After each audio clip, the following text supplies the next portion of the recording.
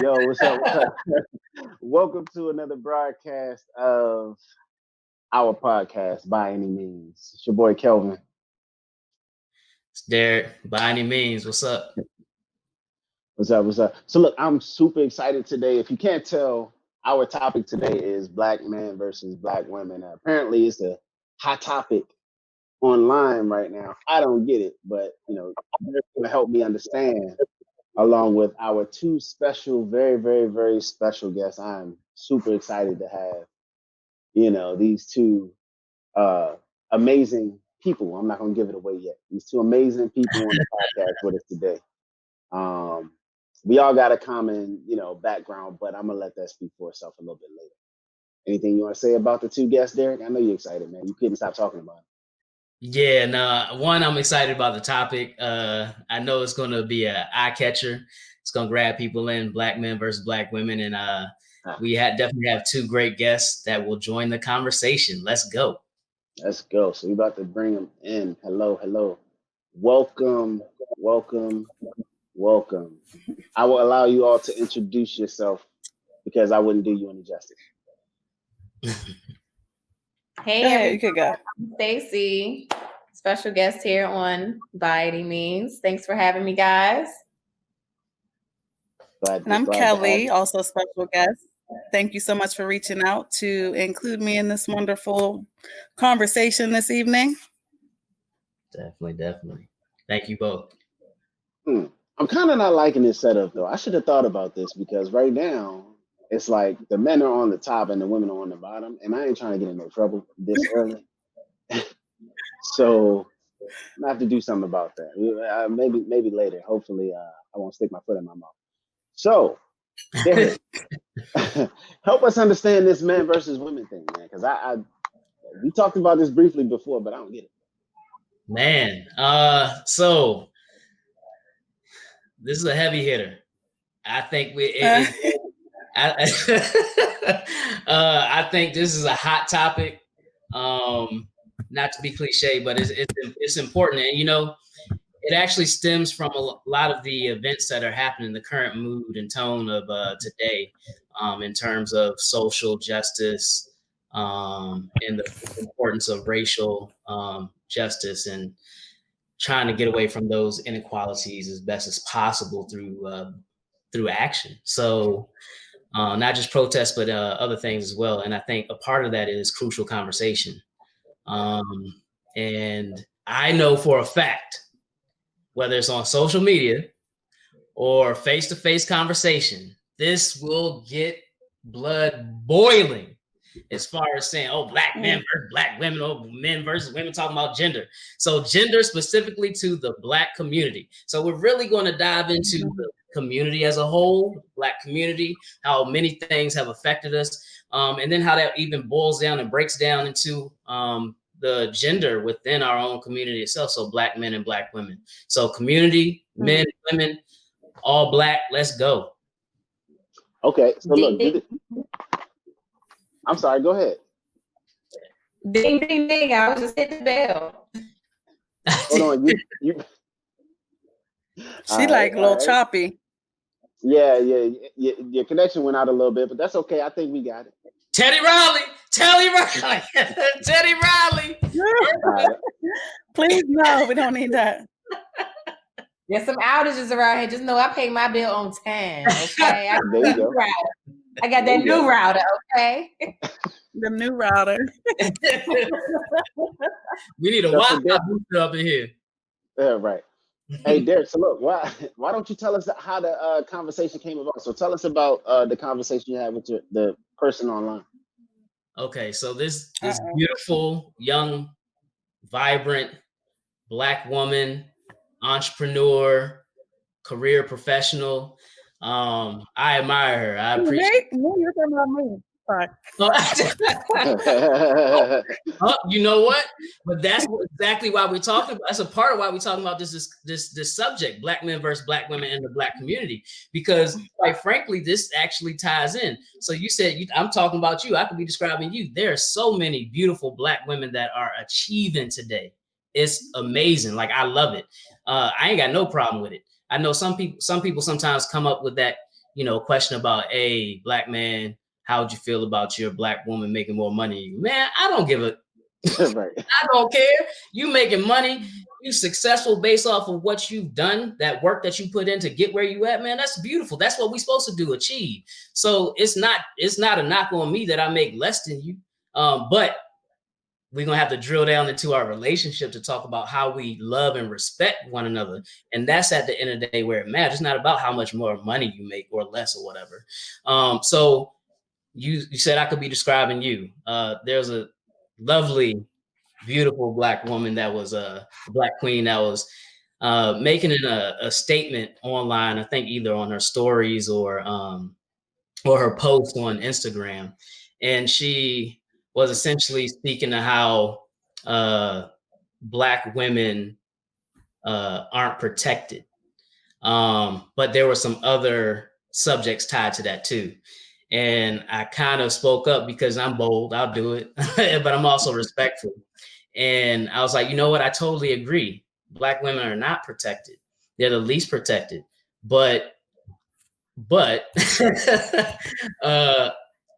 it's interesting because how can black women be protected when the sheer numbers of black men are so low?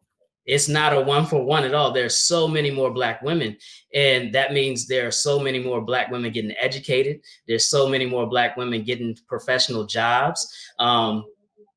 Obviously, you still have the gender bias that happens in the glass ceiling within professional careers, right? Where, hey, black men and black women, just because you black, you got a glass ceiling. But definitely when you're a black woman, you have the woman stigma and then also the black stigma.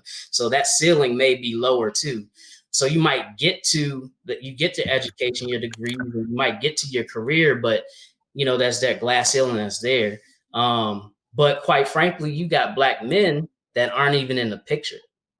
So it's not that black women are protected, because they're not. I totally agree. But who's the most left behind is my question. Because where are the black men? Ladies? Is that I was going to interject. Is that a question or a statement? I feel like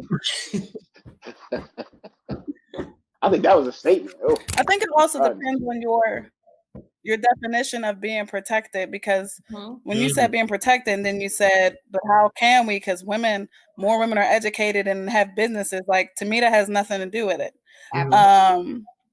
But so that's why, like, it depends what your definition of protection is. You know what I mean? And I don't know if it's just being protected or like the numbers are less of black men that are around for whatever reason, dead, incarceration, whatever. I don't know if it's a means of like being protected and like we don't have enough men, or like the ones we do have, like treat us how we're supposed to be treated and make sure we good. You know what I mean? Yeah. So I don't. Yeah. Numbers don't always define self-respect. Like, you're one in number, but how you treat someone that has nothing to do with the amount of black men. It has all to do with the mentality. It has all to do with your day-to-day. It has all to do with the family aspect. It has all to do how you treat the woman next to you, whether that be all the way down from your grandmother to your spouse to your child. If you have a daughter, all of that, it fits under one umbrella. It has nothing to do with numbers. It all has to do with the mentality and how you treat one another and how you view one another and the systems you have in place for one another. It has nothing to do with actual numbers. So let me. I just want to add that. Can I add something real small? And like so Stacey said, a lot of black women who are related to a black man, but my instance also is like a black woman at your job or a black stranger, a woman that you don't know. Like, let's not just treat the women in your life a certain way and protect them. If you encounter another black woman somewhere on the street or at work, you should still have that same level of respect, regardless of what she look like, how she act, or whatever. She's still a black woman at the end of the day. So Yeah, no, I appreciate both of you because how I preface this was simply that I think there's a difference between protection, and I do agree with you, Kelly. We do have to define, and that's in all conversation. Actually, get specific about what you're trying to say. You can't just blanketly say, "Hey, Black women aren't protected, or they're least protected." What do you mean behind that? And then that'll give somebody an opportunity to listen, to actually understand, not listen to reply. So no, you're spot on. And again, I agree. Black women aren't protected as they should be, and that's why I take that to heart. Like, I should do that for my daughter. I should do that for my wife. I should do that for my colleague, my coworker, my mother, my grandmother. Everything that you all said. But let me kind of separate it for a second. There's protection. Then there's left behind. Those are two different subjects, if you will.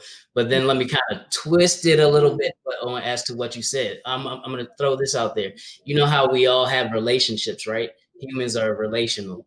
So if you have a Black queen mother, right, that has a Black prince son, it's very important how that mother raises that son. In my opinion, there's socialization in the home and in the community. And I'm gonna stop you right there. I'm gonna stop you right there. Hold on. I know what she's gonna say. And you already know where I'm going with this. I know what you're going with. I already know what you're about to say. Again, go back to protection. How do we get here about why is it the Black woman has to be careful about how she raises that Black man? Where is that Black husband? Where is that Black father in that picture? The protection about why are women sometimes left behind to carry that burden of thinking about how we have to raise our children. So you want to talk about left behind. Yes, Black men are left behind in a lot of aspects, but no one talks about left behind in the aspects of Black women having to raise children. I talk about it. I was raised by a single all the time. But you didn't bring that up in that conversation. The first thing you led with is how that Black woman has to raise that little Black. So that's what you led with. Okay. That's where a lot of it starts. That's where a lot of things start. That's a problem, and that's an innate problem. That's a problem already. Okay. Yes, but hold on. You know how I mentioned listen to understand?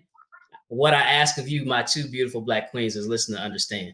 And let me clarify.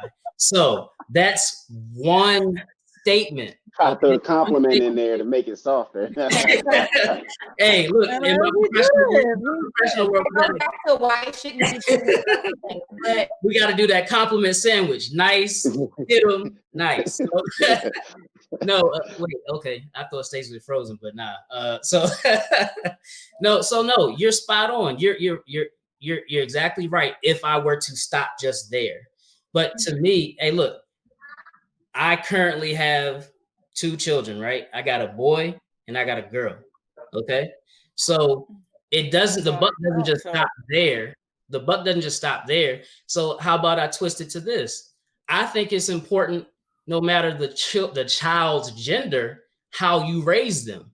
Like, I think at the end of the day, we're on this earth to be relational, and we're supposed to have self-love and self-respect. But the problem in society is a lot of us don't have that self-love and self-respect to the point that we can actually exude that out to others. So we can't properly love and respect somebody else because we only have that here. So whether it's a single parent father, single parent mother, or 2-parent household, how are those parents over those children raising those children and instilling those children to be the best they can be as they matriculate through their youth to their adulthood?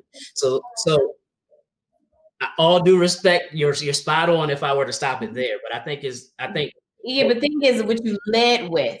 You led with that already being the situation. And I think that's where we have the problem with.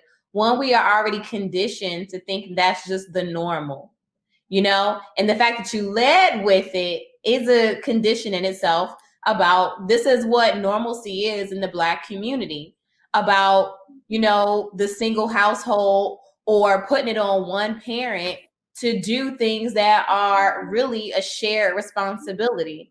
And that right there, you know, not to say that you did it on purpose, but again, it's the fact that we are conditioned to think that way first, when really the breakdown comes exactly right where you started, at the Black family.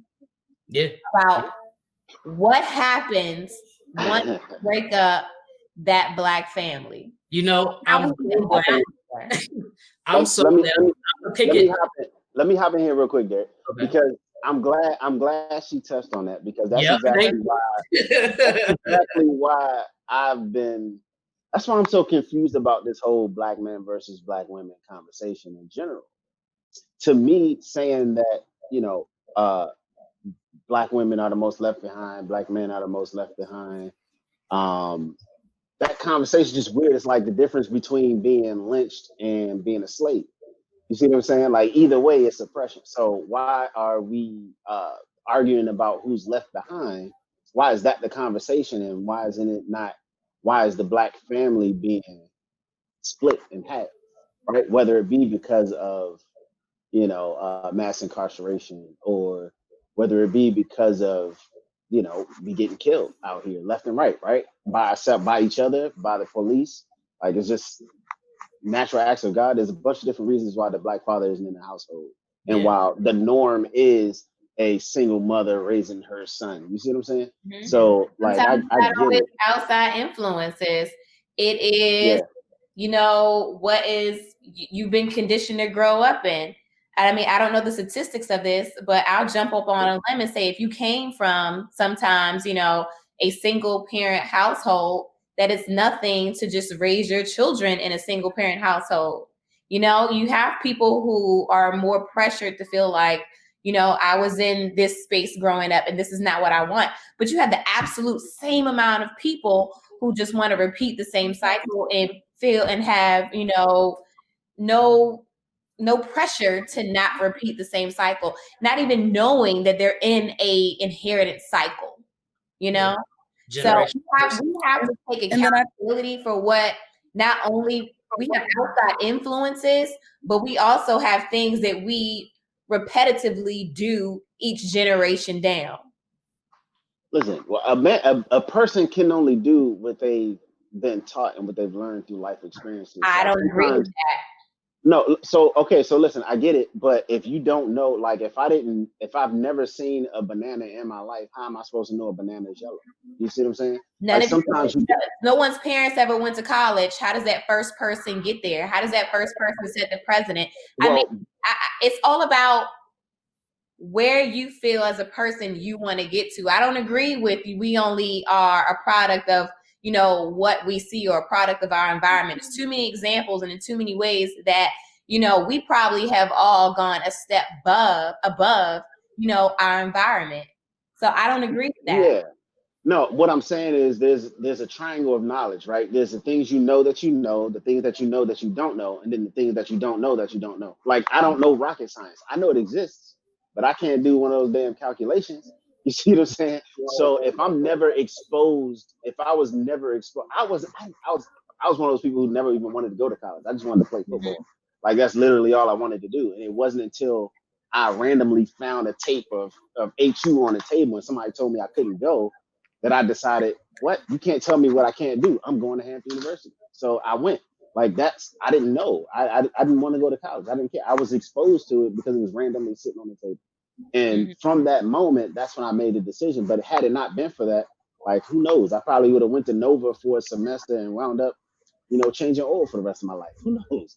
You see what I'm saying? So there has to be some level of exposure. Like, I was a first generation college student. There's plenty of first generation college students, but unless you know that there's something else exists out there, then you'll never really you never have the initiative to actually go out and chase something that you don't know exists. Does that make sense? Yeah, but we live in a society where that is no longer the case. Social media exposes I don't know. To worlds beyond, you know, of what we are exposed to just walking out the door. So is there less of an excuse in terms of what is available? Yes, but then it's also a matter of what is attainable for me. You see what I'm saying? Like, it's a different story. Like, when you grow up in a certain background and you're exposed to certain things every day, it's hard to think past how do I put food on my table. Baby girl. every night. I don't know. I just come from something different. I come from something different a little bit. Explain. Well, people talk about coming out, the hood and things like that. I myself have never had to come out of that, but I have two parents who lived, one was exposed to higher education, but generations beyond had to get there. Another one came from straight off the farm. There was no college. There was no, she barely got to go to school. It was every day you wake up, you go to that farm. That is what is normal. School is secondary after you get off this farm. Everything it's all about putting food on this table, and that responsibility given to them as a child. But somehow saying, without the world of social media or anything like college counselors, I know something out there is more. Let me figure out what is more out there. I'm not saying that heaviness needs to be put on everybody and everybody is able to have that focus. What I'm saying is the fact of it's just not, attainable or achievable because it's not set there in front of you just isn't. I'm not saying it has to be set in front of you. What I'm saying is that there has to be something in either from inside of you or some type of outside influence that says, even if in today's day and age, there's no excuse to not know that there's an opportunity right for you. I will go with the latter of what you said, something inside of you. Well, not everybody has that though. And I agree with that. I agree with you. So not everyone has that, yes. Yeah, so we got to figure out how to get people, somehow that seed needs to be planted in people where there is no opportunity. The only way out for them is, drugs or sports. And when one don't work out, they fall back to the other. I agree with that. Well, what's important there too is on the flip side, free will and natural selection. Some people don't believe in it, but I do. You have free will. I do. In life. In life, it's about the decisions you make, the choices that you make. And that kind of piggybacks off of what Stacey was alluding to in regards to, hey, I don't have to be an exact product of my environment. I can rise above that. But it's also about the decisions you make via that free will that lends you to where you want to go. And then natural selection too. You might try to go be, to your point, Kelvin, a rocket scientist and you from the hood, but guess what? You might not cut it. So what decision are you going to make when you're not cutting it there? Are you going to quit and go? I don't want to knock the trades because trades are popping. Trades make money. But like you said, Kelvin, I'm going to go change oil for the rest of my life. But if you are just working at Jiffy Lube to change oil versus actually owning that job or being an entrepreneur, that's a big difference. And to me, that's where it comes into play with yourself. And personally speaking, with introspection about understanding free will and natural selection and how you can achieve other things. And I definitely want to get Kelly in here to speak on some of the subjects that we've spoken to as well.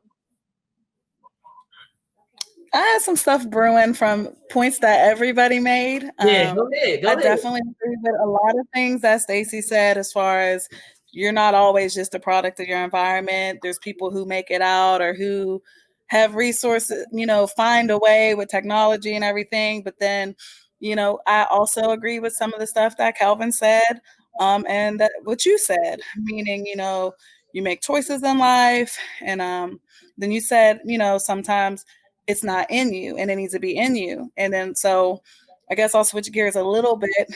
And, I've been teaching in DC for like 7 or 8 years. And, some of those kids don't have these positive role models around them. They don't see anything. No one's really pushing them to do better. Or maybe their mom is a drug addict and they're at home taking care of their brothers and sisters. So how can they really focus on their schoolwork to pull themselves up out of that situation? Being a whole parent, or they're getting their ass beat, or there's somebody they know got murdered right in front of them. And these are real things that have occurred where I work. So it's just like, it, sometimes it might be in you. You want to try to get out of this, but you just have so many things, outside forces on you that are prohibiting you to kind of make the adjustment, or to move ahead. So I think it's a mix of you pulling yourself out and trying to do what you can, but then there's also that side where it's just like, it's so effed up. Yesterday I was scrolling the gram and I follow some page called like Murder Mayhem or something, and it's all like murders that happen in DC, right? Do you follow I that? saw that. I don't follow it, but I saw it the Yeah. other day, and I was like, "There's no way I could follow this page." I'm serious. Yeah, I it can't. was very disheartening. Two 19-year-olds, a girl, a woman, and a man got murdered in Southeast, either like last night or the night before. And then I like was looking on some of the pages and stuff. And I mean, the teenagers or whatever, like the next night they were out celebrating their lives since they passed, and they in the street twerking and drinking and on the stoop right in the projects. And it's just like, what is going on? Like, this is what they're used to. So I don't know, maybe it's not in them, or I have no idea, but I think it's definitely a mix of how you're brought up, and then also your initial question was like, how are the Black queens raising their princes? And I also think that speaks to what both of you, Kelvin and Stacey, Stacey was saying, like how there's people who have been in that situation and they don't mind being in that situation, and it's easy for them. Hold on one second.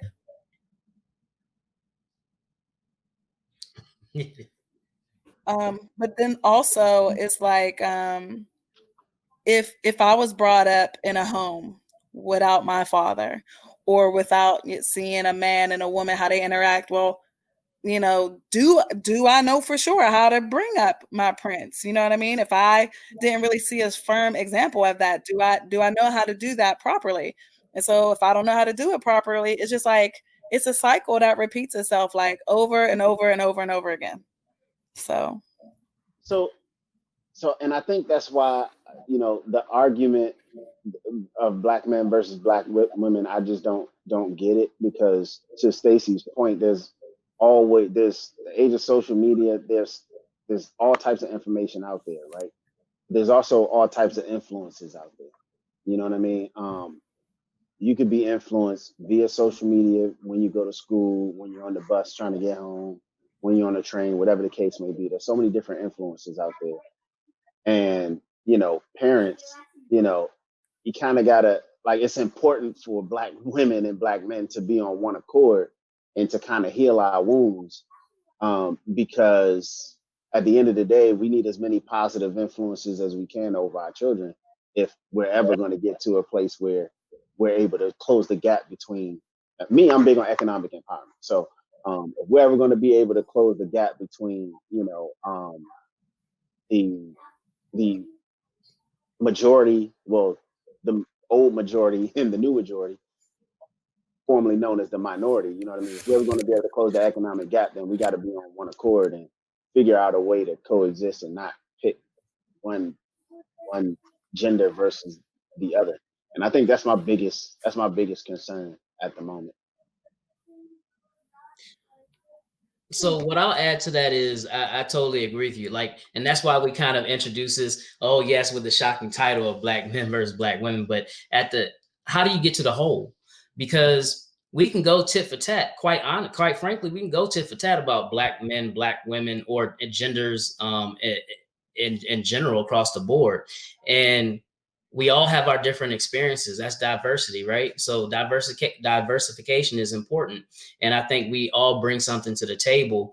And it's really interesting because how do we get to the whole? How do we get to the Black community? How do we get to the Black man, Black and Black woman staying together? Kelly, I know we've talked about this. Black love, man, it's so fractured. Now, why is it fractured? And quite honestly, everything ties back to even the societal issues that we have, the humanity issues right here, love and respect, and how economic power or the abuse of economic power has just trickled down so many effects to many people, but definitely within the Black community at the bottom. I hate to say that because I don't feel like I'm at the bottom. I think I came from the bottom, but I rose from that bottom. Started from the bottom, now we're here now. But no, but how do we get to that hole? And a lot of the issues tick for tat come from that economic empowerment that people have pushed over top of us. So how do we get, to Kelvin's point, to the whole? And I think part of that is building that economic power base that we need. Think about the Black spending. We know that we don't have the most money. We don't.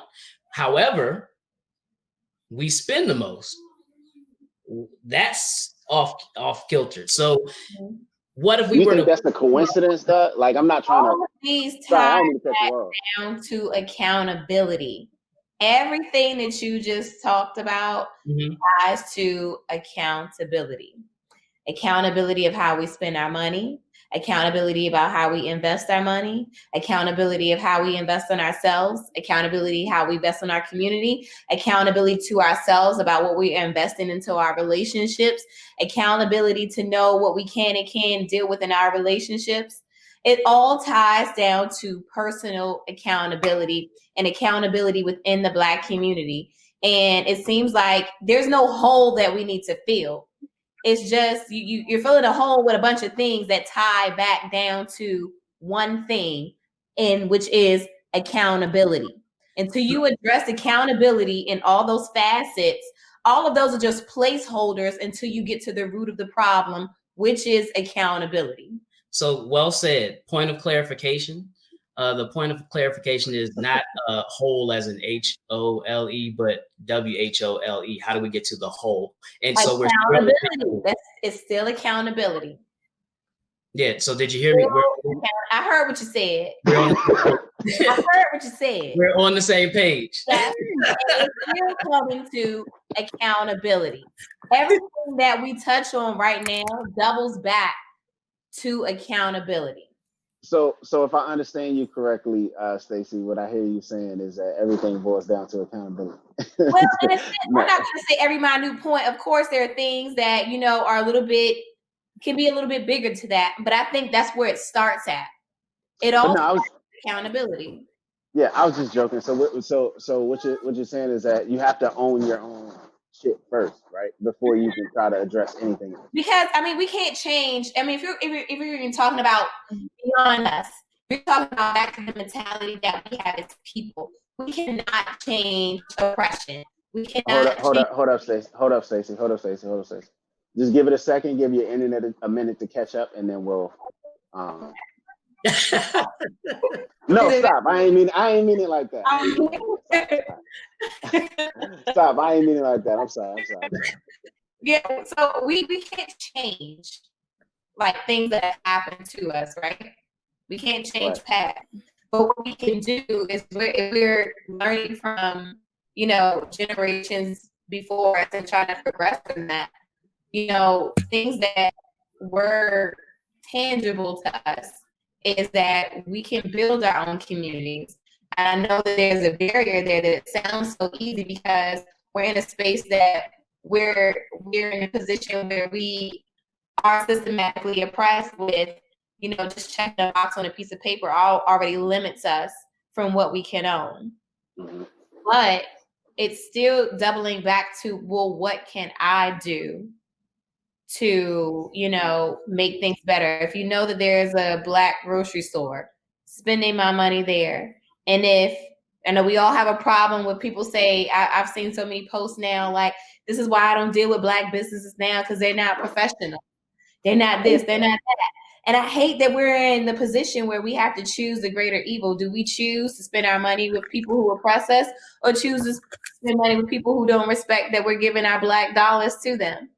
So we're in a position where we have to figure out where, the accountability is with ourselves and the relationships and, everything beyond that. But I don't want to make it seem like we're not in a position where we're already, backwards trying to figure out, you know, how do we escape that barrier or jump over that fence to get even to the place where, you know, we should be progressing, because I definitely don't want to sound like Candace Owens, because Right. is acting like it's just us, we do this to ourselves, no, that's BS. Because at the end of the day, there are too many things in place that are holding us back. But in saying that, where do we say we understand what's going on? We recognize the position that we're at. Do we sit here, or do, for lack of better terms, fuck shit up and reach out and get what we want? And it's the same thing as in relationships. Do we sit here in this situation, or do we fuck shit up and get into therapy? Do we fuck shit up and take accountability about, you know, where we are, where, you know, with our lives? So I don't want to go off on a Look, tangent. I like it. I know, but you know what? Though? I get it. Go ahead, Kelly. I just gonna say, I hate to have a real negative mindset, but I don't think we'll ever get to the whole. I don't think we'll see it like in our lifetime. I just don't, because I feel like you have the people like Stacey said who have the fuck like us. I'm assuming we are a part of the, well, let's fuck shit up. Let's put our money, the black dollar, where it's in the black community. Let's get therapy. Let's work on relationship. Let's do all these things. But then you still have a class of people who could care less. Yeah. They still gonna go out and spend all their money on Gucci. Don't own nothing. We don't own no guns. I mean, it's like, it's just too many different, like, I feel like I've seen so many posts about the, like, over the last few weeks that we can't even agree as a people on how to best fight the police brutality. It's like people talking about, well, what's going through a protest going to do? And I had that mentality too. Like, well, protest really still ain't going to do much. But I went. Then, you know, you got more militant people who's like, we need to strap up. We need to blah, blah, blah, blah. Then, you know, you got the people who put the money into the black community. And I feel like it's a mixture of all these things. Yeah. But I just feel like we're too hurt of a people. You know, we got even the relationships between us, like the romantic ones. Derek, when you were inviting me on the show, you said there's 3 of us that are divorced. Why? Why is it like that? Why? I have several friends who are also divorced or whatever. I'm getting ready to send my daughter to Texas on Wednesday for 8 weeks because my ex-husband decided to move away from his daughter. How you move away from your daughter? Black man missing in action. So it's just like, I just think there's just so much. I don't think that we will ever be in a place to really be there for each other like we need to be in order to be progressive. And then in my head, I don't know all the details because I need to research more of some history myself. But as far as the Black Wall Street we tried to have, then they burned that down and all that stuff. So it's just like, what if we do thrive and make this great thing? Like, what's to stop it from getting ruined? Not saying we still shouldn't try it. We still should try it. But it's just like, what is there man, people are racist as hell. It's just like, I don't know. I just don't know. Sorry about that. I just don't know if we can ever get there. Like, as a collective, you'll have a certain group of Blacks who would get there. But I just don't know that all of us, that we could get there. I don't. And Kelly, I thank you for your sentiments. I thank everybody. And this has been a wonderful conversation because, and to me, that's why I encapsulated this as, you know, a crucial conversation. And I'm glad again that the title is Black Men versus Black Women, because we're going to draw people in. But this is deep. Like, this is deeply rooted. And to your point, and what we've all talked about, but specifically to your point, Kelly, that I don't see what you stated as being pessimistic or pessimism.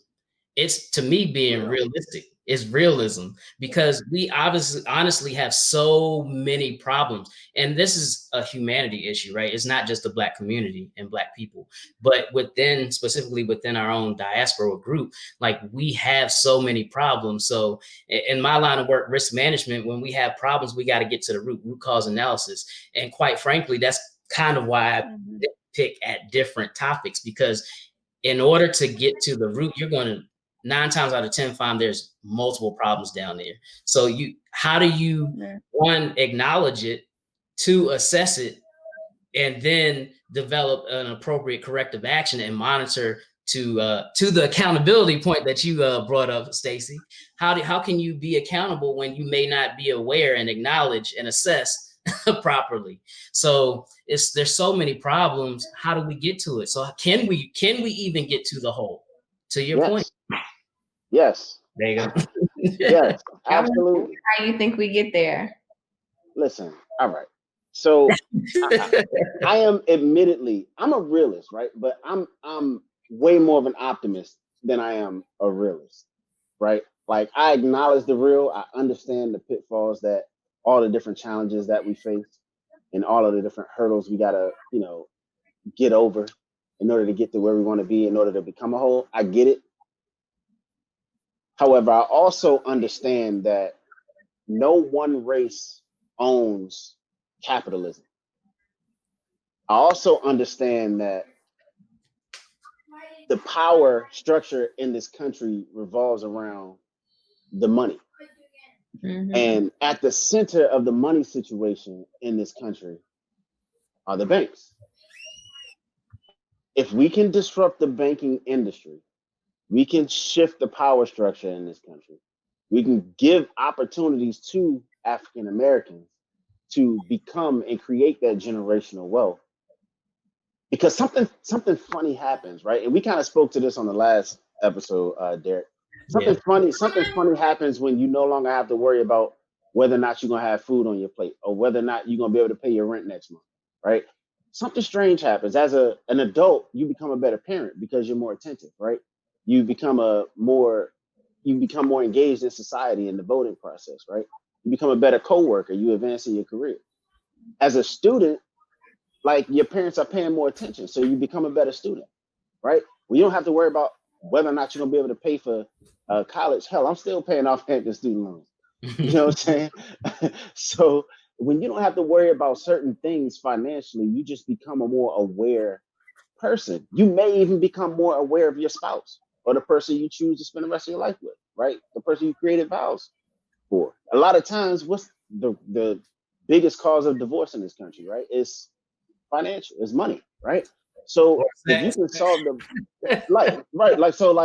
somebody's like, if you're like me, I'm not gonna get into my own past situations. I don't want to mess up. I don't want to, I'm just leave that where it is. But but like at the end of the day, I feel like in my mind, if you solve the economic disparities that exist in our community, and we give one another the opportunity to become better, then there's a lot of other issues that we'll be able to solve. Not that it's going to solve everything. You still got to you still have to address everything individually, but you now have the mind space that's free in order to dedicate to actually fixing the issues that hurt you, that hunt the Black family the most, right?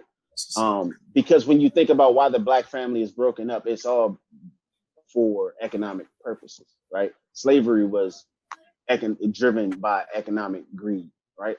When you think about mass incarceration, economic greed. You think about prison. Right now, there's so many different companies that use prison labor to produce their products, right? And we're not boycotting those companies.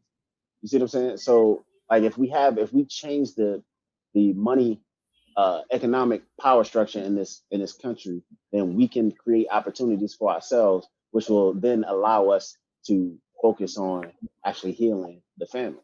So that's why I'm an optimist. And, side note, I have a plan for disruption of the banking industry. God willing, it's going to come into fruition. But that's my whole point. My whole point is to create and build wealth for people who can't afford to do it themselves, because once that part is out of the equation, you have so much more energy that you can focus on actually healing the family and getting on one accord with the person you chose to spend the rest of your life with. So that's it. I'm done. I'm done. Go ahead. I just spent like 5 minutes on that, so I'm sorry. Kelvin. That's beautiful. But no, seriously, like if we were to marry economic empowerment and banking or financial disruption, the disruption of the financial markets and industry. Let's think about that for a second. We're talking about the Black community, and I want to pose this to the ladies. On our last show, we actually talked about reparations, and we talked about ways that we could, outside of the government, providing reparations to the Black community as a whole, both individually getting some funds, right? Let's say 300K, right? We all would love to get that. But let's talk about even a separate group, Black community. You know, we know where the hubs of Black communities are. We know where those bases are, not just in urban communities, but in rural communities alike.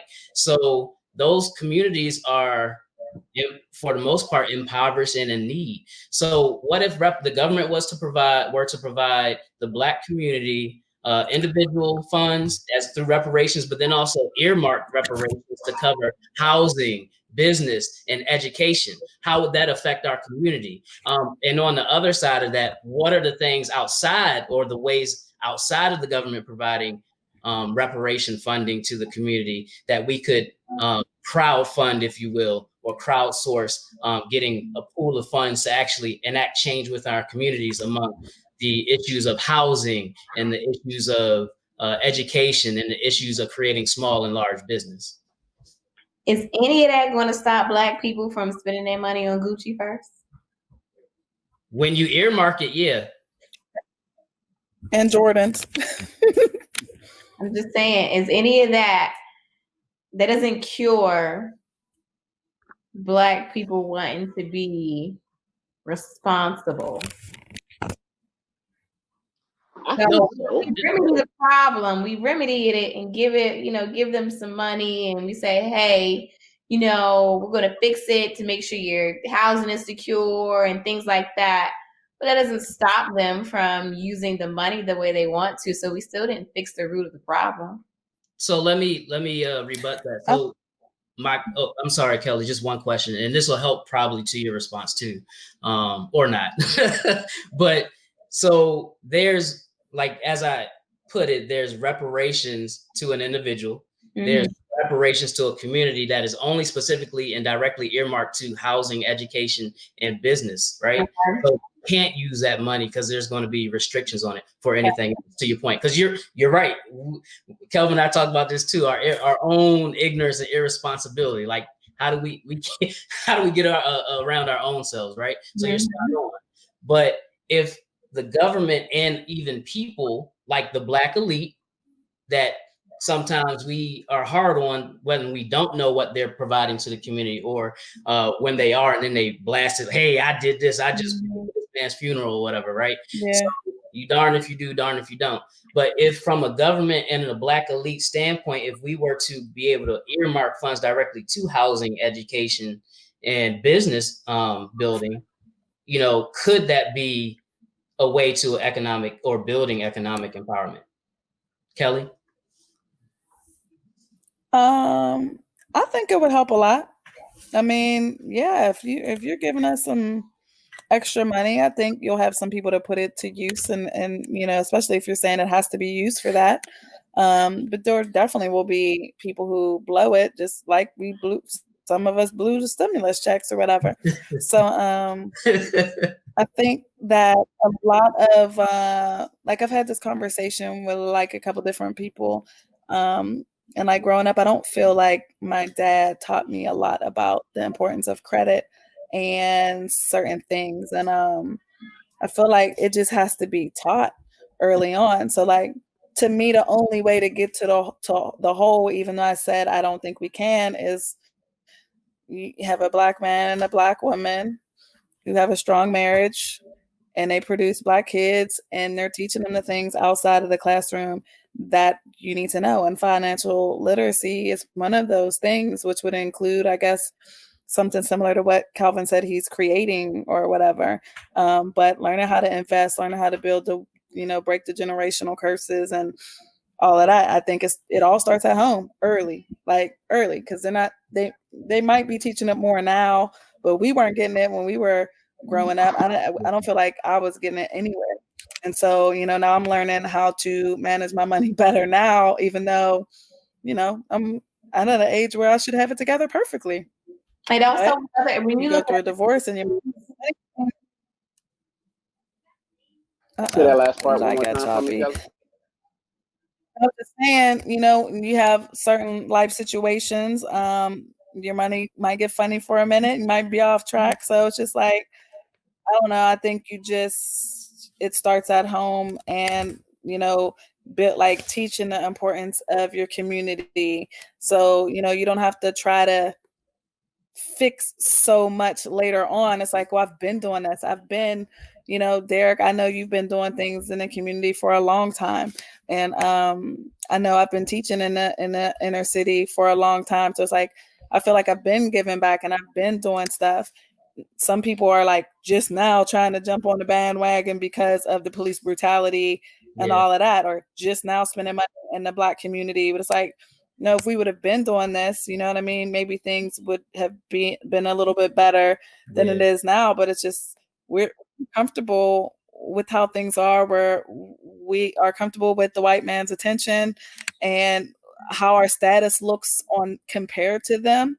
And it's, I don't know, it's just, the money would help. And I think people would use it in the right way, but there would just be a percentage of people who it doesn't matter. What Stacey said doesn't matter. It's not going to delete their ignorance on certain things.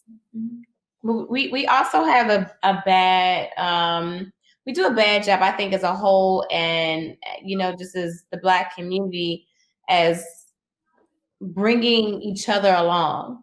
You have other examples in other races where you have like this, when you're looking at like the white elites, they bring each other along, whether it be like their sons or whatever. No matter what they do, no matter what they've done in college or whatever, they bring them to the next level, prepare them, have their seat ready, prepared, and all of that. Sometimes we look at the Asian community, how they have all these nail salons and everything else. It's always like a family kind of trust business where everybody puts their money into one pot. This family goes out and makes their money and then puts it back in the pot. And, we laugh about it, but, Hispanics who live, however many, 100 to a household. Yeah, 15 deep. You know what I'm saying? They build all that money together. Not saying that there's no examples of that in the Black community, but they're pretty much restricted as just this group here. We do it for this group who looks like us here, or this group who belongs to our little elite club here.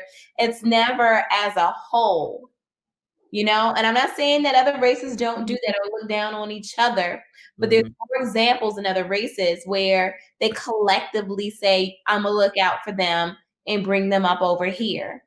And there's more of an example where, looking at today, I saw where someone told me, basically someone in California, there were 2 Black men hung.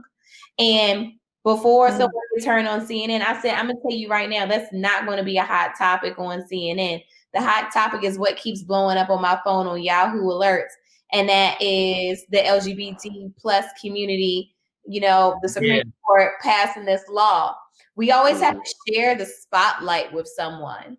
We always have to bring broad up with someone. It's never just us, about us, and us as a whole bringing each other up together.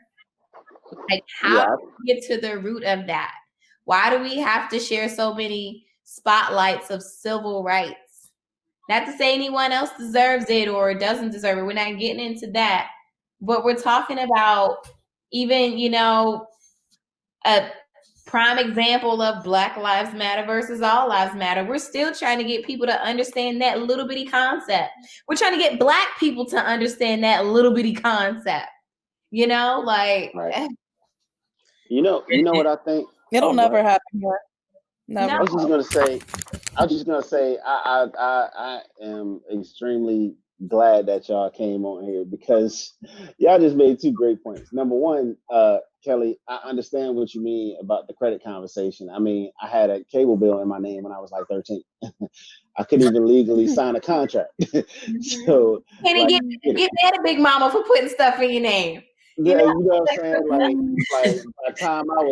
by the time I was 14 and a half working at McDonald's, I had a pager that I paid for like 3 months, which was already a negative mark on my credit report. You know what I'm saying? So like you gotta climb out of a hole early. So go Yeah, ahead, Dan. and I don't mean to cut you off. oh no, you're good because I wanted you to actually continue and talk more. But after both ladies spoke, I wanted to definitely touch on kind of the way Stacey ended her segment or her speech. She was essentially I wanted to give you some time. okay. She essentially ended by saying, you know, how can we resolve these issues, or how did we get here, and can we go back to the question of how do we get to the whole? Like, quite frankly, how do we get here? I don't want to bring in Willie Lynch, right? Because that has been debunked in some areas, but from a psychological standpoint, I think we've been attacked spiritually. I think we've been attacked attacked psychologically. I think we've been attacked physically. I think we have been attacked economically. So when you look at the spiritual effect, the economic effect, the physical effect, the psychological or the mind effect, we're so broken. How the heck? I'm not gonna cry. I'm not gonna cry. But like, I got chills. Like, how can, and people sit here and have the audacity to be like, how did you get here? How what if we're achieving, how did you get here? Or then on the flip side, if you made it, they'll sit there, ask you in corporate America, yes, this is my experience. They'll ask you, yo, why are you so different? Or how did you get here? Like, do you know what I freaking been through to get here? And I got to sit here and sustain and deal with y'all every day. And then you want to label me an angry black man? You have no freaking idea what we've had to go through. It is not just my own experience. It's the experiences that I see on TV and sports and entertainment, every facet of life. It's everybody. Like, I see what my uncles have experienced, my cousins have experienced. I see what you all have experienced. Like, and we do it to our own damn selves too. Like, it's not just an external factor, it's an internal, intra-racial issue. Like, how do we get to the whole? Back to you, Kelly. How do we get to the whole? It's the and you know what? I gotta be up. It's gotta be God. It's gotta be God. God has to be at the root to fix this. And intraracially and interracially. Y'all go ahead, man. Man, come on, man. it's look. You just turned up real quick. For real. Like, I felt that one right here. You felt it in the coronavirus. You felt it in that coronavirus. You gotta go. But you know what I think, though? I think it's just going to take, like, every other movement that happens, every other significant movement that sees some type of change. It's going to take a martyr. You know what I'm saying? It's going to take somebody who's willing to sacrifice and put everything on the line in order to change the course for the greater good, the course of the future for the greater good. Kelvin, is that one martyr? Yes. It starts with one. Okay. I think it starts with one. Doing it as a whole, though. Say that again. I think that is what the beginning of this has been, is putting everything on the line. I mean, we're 20-something of protests with something fresh actually happening right now. I think, you know, I'm not to say that this is the extent and we can't go further, but to people, you know, there are people who don't give a damn about the looting. I'm one of those who really don't give a damn about it. And I mean, I understand the simple fact of, you know, we have people who are burning down pharmacies maybe, or, you know, a grocery store. This is the only source that they have in their neighborhood. But who owns it? Why should we give a damn about burning it down? Who owns it? We don't own any of this. So that means we really are putting everything on the line in a sense where, you know, who's really caring about the person who can't get what they need to sustain? But then at the same time, you really can't give a damn about it. We don't own it. So who cares if it burns? Who cares if it burns down? Like, I understand the plight of both, and I understand, you know, the fear of both and the anger of both. But we're at the point of I mean, were we just going to keep going backwards? Where are we at right now? I understand as well. I get that perspective. My only thing is there's, and it all goes back to economics for me. But the thing is, you're handing them gentrification on a silver platter. They already want you out of there. Now you're burning everything down. It's going to cost money to fix it. That's the excuse they're going to use to jack up all the rents, rebuild and jack up all the rents. According to the National Institute of Low-Income Housing, we're already running a shortage of over 7.2 million low-income housing units in America right now, as we speak. Right? So what they're doing is taking people out of that highly desirable location, and they're shipping them out to the suburbs. But who's actually helping with that too? There's two ends to that. There's two ends to that. And then people talk about not voting. You know, when you talk about maybe even, let's take DC, for instance, right? The people who you vote to be, you know, it's slipping me right now, but you vote to your wards, your mayors and everything like that. They have, you know, right there, it's two things that happens. It's you have the people who desire to come and build in your neighborhood, right? Then you also have the people who make that location desirable for it to come there, or who allow people to come there. It's who are you having represent you at the core of it as well. So it's not just one thing. It's not just, well, we burned it down and then, okay, well, who are we getting to stop them from coming back here and raising it and making it? It's a whole thing. It's a whole process here. And until we think beyond just a little bit of curb or a little bit of sidewalk, you know, you got to keep traveling that whole street and think beyond of what you can just see. You have to think about this thing holistically. You have to be strategic. Like, you think people are not, other races are sitting there not being strategic. Right. We're not that. We're not strategic. We think about what's in our face and what's in our plate right now. Well, that's my point though, Stacey, because when I speak on gentrification, that's my point, because when those low income housing units go away, and this is why it's important, because when you, like you said, there's many facets to it, right? It's the people who you vote in the office who's supposed to protect you who wind up signing on to shipping you out of town, right? So to your point, why wouldn't I want to just tear this stuff down anyway? I get it, right?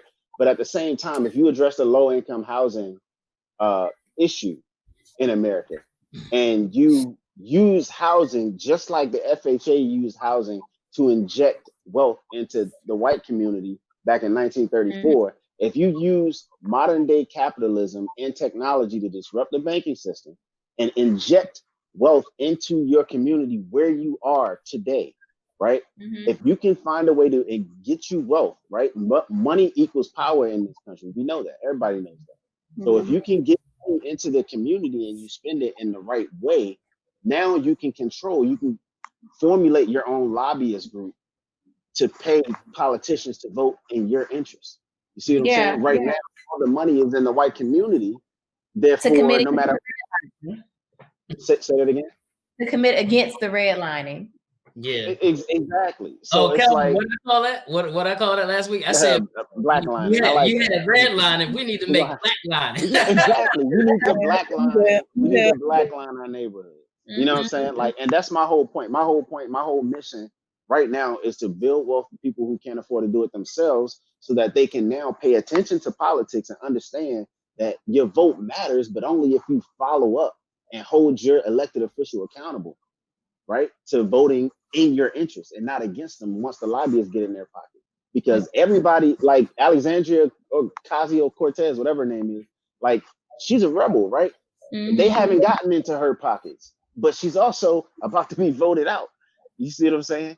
Yeah. So it's like you might come to Congress with all these bright ideas and you're going to stand strong. But at the end of the day, when the folks with the money who hold all the power in Congress actually lean on you and put their weight on you, and you're forced to vote with them and against your what do you call it? Not disciples, your Constituency.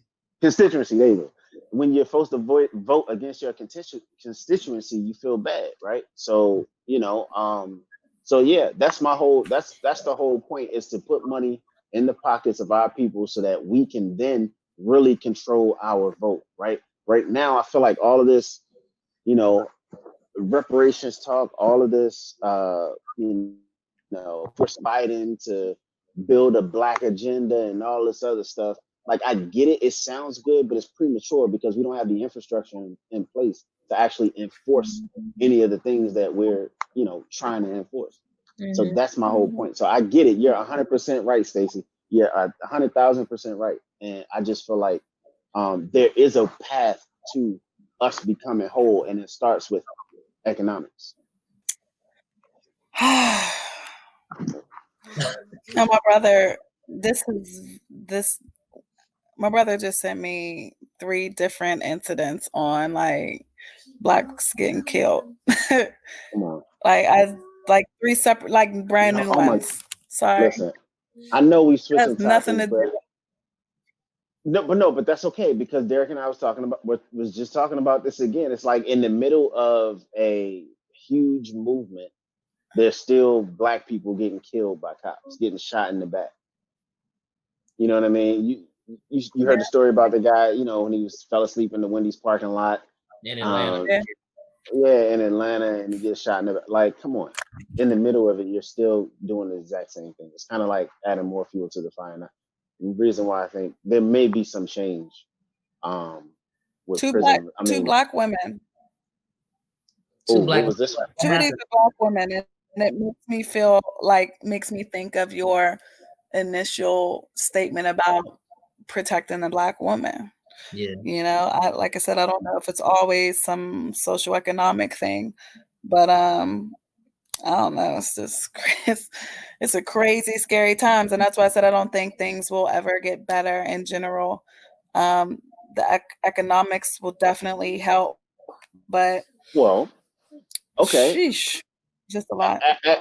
Let me ask you a question. If the starting salary for a police officer was, let's say, 80,000-90,000 in DC, would you consider that as a career choice?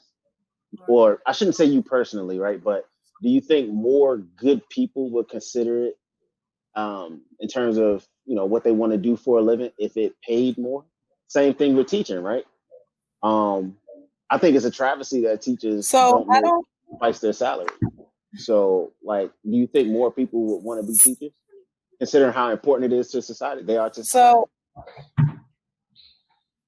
I think more people would want to be teachers, but I don't think that it would stop racists from, still filling those positions if they really want to try to kill blacks. I don't think that would stop that, but possibly it may entice them a little, a little more, maybe.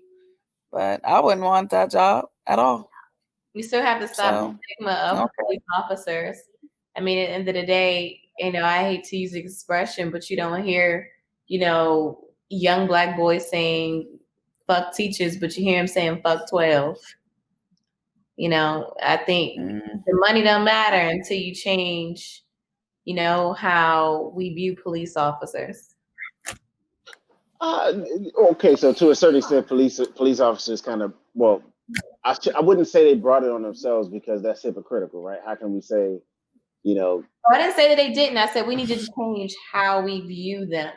No, I was about to say that. So I was calling myself a hypocrite. So I stopped myself in the middle. Yeah, I got you.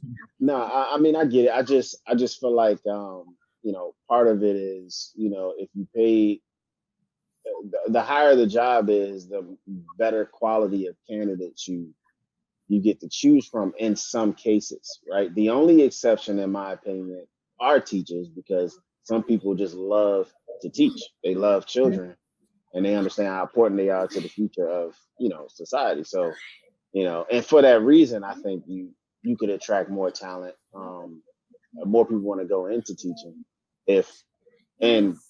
firefighter and police officers if you pay them more. But that's just a little side conversation. Well, no, but and I could be wrong. If I can add to that, Kelvin, and it's interesting. I don't think it matters whether we're specifically talking about law enforcement or education. I think we do know that economics is at the root, but it may not be the only issue. Right. I think economics can definitely solve a really significant amount of the problems, whether it's in law enforcement or education, right? But we also we throw this word out there a lot. It's almost cliche now, but reform.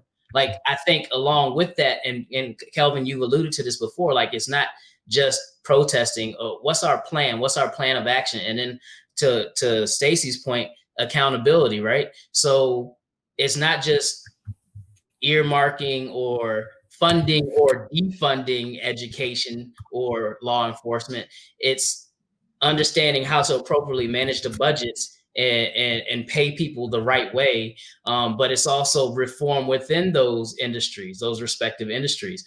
How do you change policies within the educational industry or education system and in law enforcement as well? It's not just the money, it's how do you reform it? And so I kind of linked the law enforcement education and kind of what you, Kelvin, were just speaking to, and both Kelly and Stacey as well. Considering all the things that we talked about tonight, what solutions? What I know that there is no. I know that some might feel that there's no way, it's impossible for us to be made whole at some point.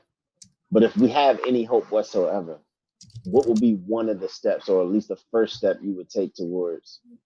What would you want to see from Black men? How about that? What would you want to see from Black men? Obviously not you, Derek, but in order to begin to make amends and say, hey, listen, we do want to protect you. We do cherish you. We appreciate you. And we want to do what's right and, make you feel like secure and have your back so that you have our back. And together we can tackle, the issues of society. So what steps could we take in order to kind of win back your trust or win your trust?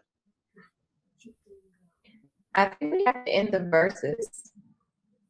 That already puts a line in the sand between us. I think how we get there is what's the question of how do we erase the verses and then figure out who takes the first step to say basically like, let's move forward. But I think it also is we're battling before we can even erase that line. We battle each other too much on both sides. Black women against Black women, Black men against Black men. So before we can even erase that line, how do we end the bickering that we have on either side? I like it. I like it. What about you, Kelly? What do you think? What can we as Black men do to kind of earn back your trust?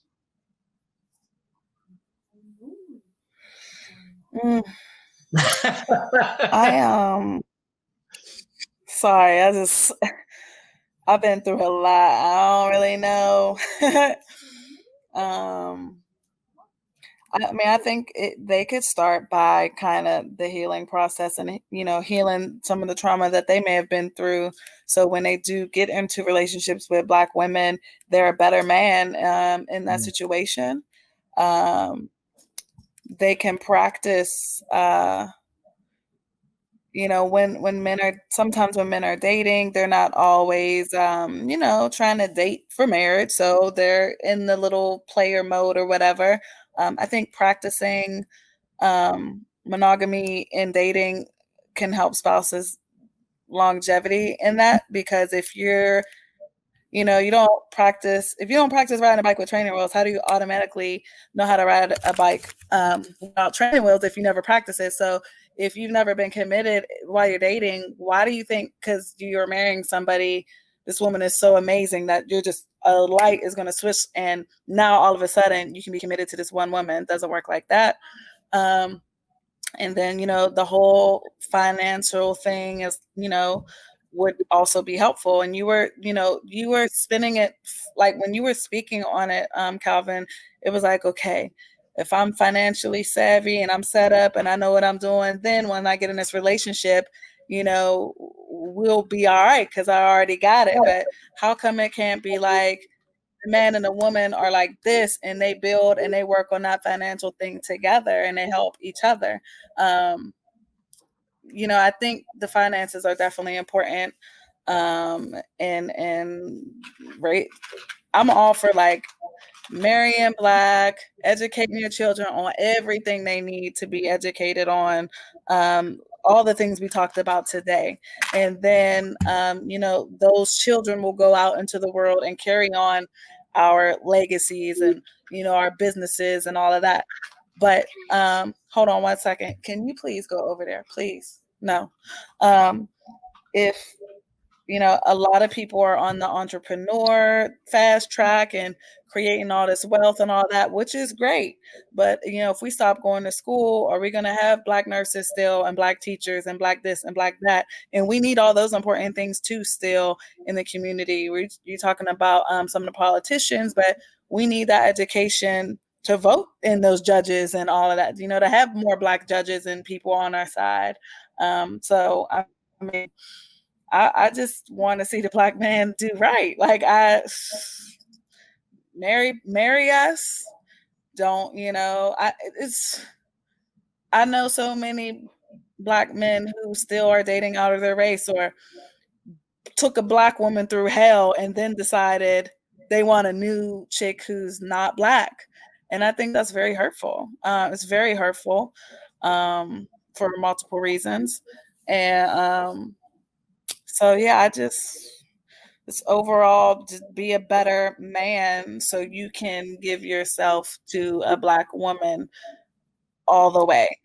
And, she don't gotta endure and go through all this stuff. And y'all got a solid relationship, then y'all can work on building wealth together, which will change the economics and put your money where it needs to be. So I don't know, that's just my little spin on it. So which wasn't very little, it was long. Nah, that was good.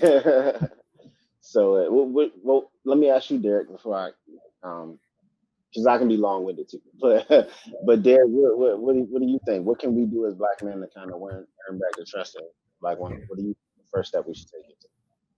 Should be. Hold on. Deep breath. Lord Jesus. So you had to breathe. Lord Jesus. I know you're gonna try to flip it. Go ahead. Well, no.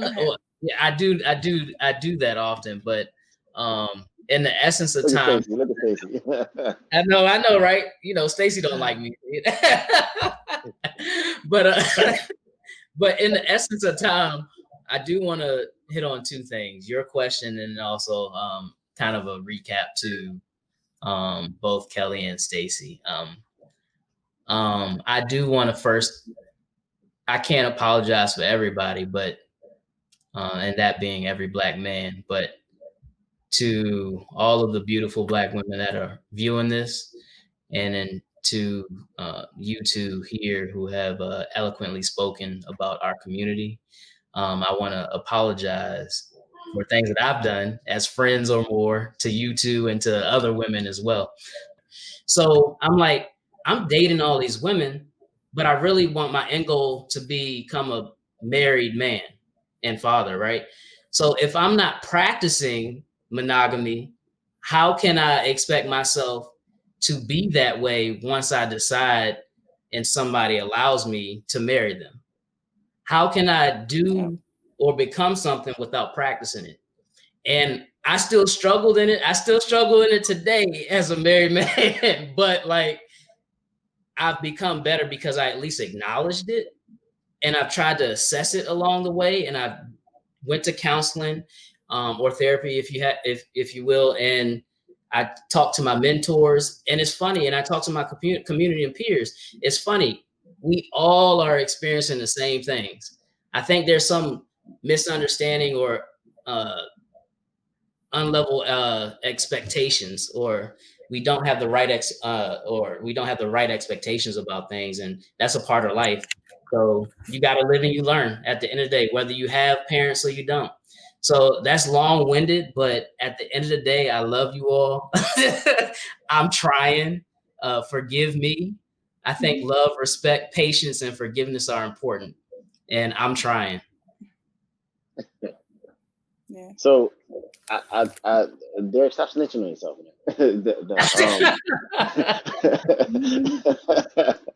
No. So I look. Here's what I think. Here's what I think. All of you guys made great points. Here's what I think the first thing guys should do, and it really ties into what everybody has said. First thing is accountability, right? Own your own shit. The second thing is stop being so judgmental, right? Because we all got skeletons. You see what I'm saying? And the third thing is treat people how you want to be treated, right? It's the golden rule. So one of the most important aspects of life, in my opinion, is to understand that the truth exists from many different perspectives, right? You hear it all the time. There's your story, their story, and then what really happened. Doesn't mean that it's not the truth, right? So the moment you realize that as a person and you acknowledge that, my perceptions are dictated by my life experience, the things that I've learned, things that I was taught. Same goes for you. And just because we both are staring at a couch doesn't mean I'm not going to call it a couch and you're not going to call it a sofa, but we're still talking about the same thing. So if we seek understanding and seek to understand one another's perspective, right, as men and Black men and women, then we can stop pointing the finger at one another and erase that versus line, that line in the sand that Stacey was talking.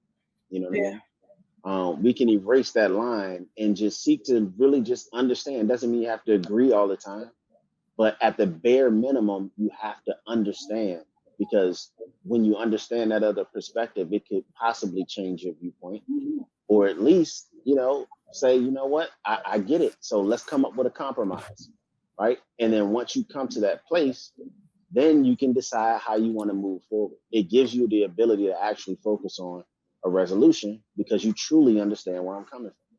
And I feel like I truly understand where you're coming from, right? So I'm willing to compromise. But until that happens, until we truly understand, seek to understand one another versus, trying to pick one versus the other or explain why I'm so right and why you're so wrong, I don't think that's going to happen. So yeah, as a Black man, right, seeking to build up our Black queens, right, and put them on their rightful place on the pedestal that they belong on, right? We're supposed to. I'm a Christian man. We're supposed to be good stewards over the gifts that we were given, and I think the greatest gift God ever gave us was woman, right? A Black woman. So we're gonna have to take the initiative to say what Derek said. I'm sorry, and then seek to understand and be willing to compromise at the end of the day. And I think that's where it all ends. That's how we can begin to heal those moments that have been open for far too long. So that's just my 2 cents. So if somebody has your fist down. Oh, what? I'm not Black enough for a fist? Nah, Kelvin. Yeah. Do we? Do we want to wrap up? I definitely. We've touched on all of our subject matter. I think this has been a wonderful conversation. I think this is real and authentic, and it's going to bless the masses. Yeah, so I want to, I 100% agree. And Kelly and Stacey, I just want to thank you guys from the bottom of my heart. I really appreciate you guys coming on. I really don't want this to be the last time that you guys come on and speak with us. So maybe we can have some conversations after this, about how we can make this happen again. You agree, Derek? Absolutely. Awesome. Put me on a relationship convo. I want to be on a relationship discussion. Ooh, sounds like a topic. Nah, you gonna go in too hard. Nah. So No, anytime, put me on that one, means, please. by any means, right? Wow. By We got to any get that means. perspective, man. We got to understand, right? By So any means. yeah.